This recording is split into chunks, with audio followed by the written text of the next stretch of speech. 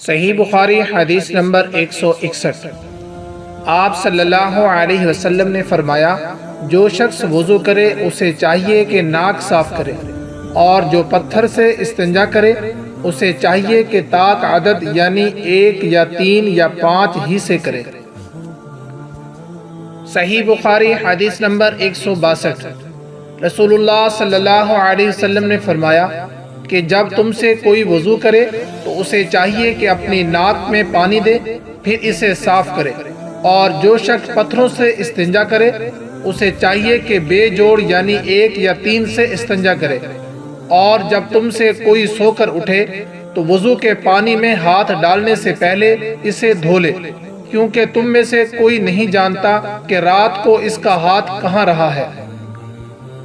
صحیح بخاری حدیث نمبر 163۔ ایک مرتبہ رسول اللہ صلی اللہ علیہ وسلم ایک سفر میں ہم سے پیچھے رہ گئے، پھر تھوڑی دیر بعد آپ صلی اللہ علیہ وسلم نے ہم کو پا لیا اور عصر کا وقت آ پہنچا تھا۔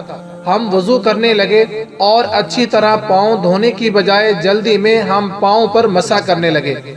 آپ صلی اللہ علیہ وسلم نے فرمایا، ویل للعقاب من النار، ایڑیوں کے لیے آگ کا عذاب ہے، 2 مرتبہ یا 3 مرتبہ فرمایا۔ صحیح بخاری حدیث نمبر 164۔ انہوں نے وضو کا پانی منگوایا اور اپنے دونوں ہاتھوں پر برتن سے پانی لے کر ڈالا، پھر دونوں ہاتھوں کو 3 دفعہ دھویا، پھر اپنا دائیں ہاتھ وضو کے پانی میں ڈالا، پھر کلی کی، پھر ناک میں پانی دیا، پھر ناک صاف کی، پھر 3 بار اپنا منہ دھویا اور کونیوں تک 3 دفعہ ہاتھ دھوئے، پھر اپنے سر کا مسح کیا، پھر ہر ایک پاؤں 3 دفعہ دھویا۔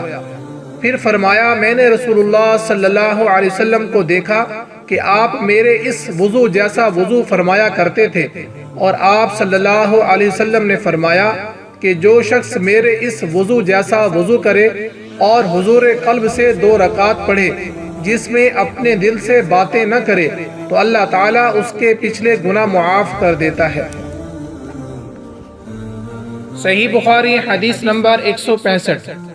وہ ہمارے پاس سے گزرے اور لوگ لوٹے سے وضو کر رہے تھے۔ آپ نے کہا، اچھی طرح وضو کرو، کیونکہ ابو القاسم صلی اللہ علیہ وسلم نے فرمایا، خشک ایڑیوں کے لیے آگ کا عذاب ہے۔